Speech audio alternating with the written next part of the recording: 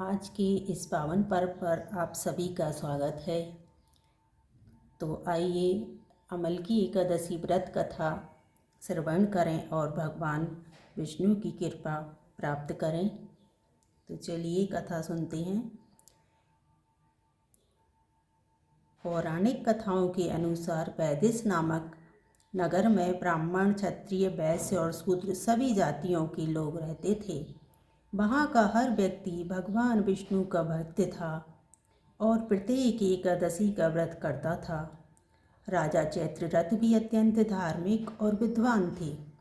फाल्गुन मास में जब अमल की एकादशी आई तब राजा सहित सभी नगरवासियों ने व्रत रखा। भगवान विष्णु और आंवले के वृक्ष की पूजा की तथा रात्रि में मंदिर में जागरण किया।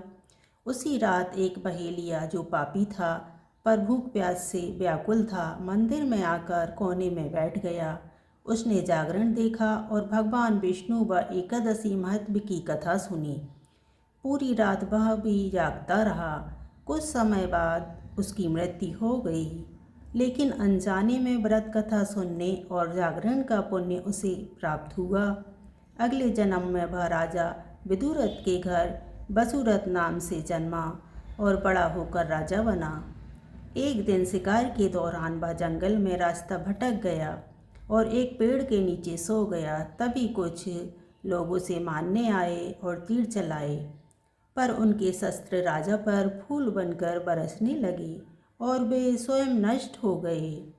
राजा के पूछने पर आकाशवाणी हुई कि पिछले जन्म में अमल की एकादशी की कथा सुनने के कारण भगवान विष्णु ने उसकी रक्षा की है।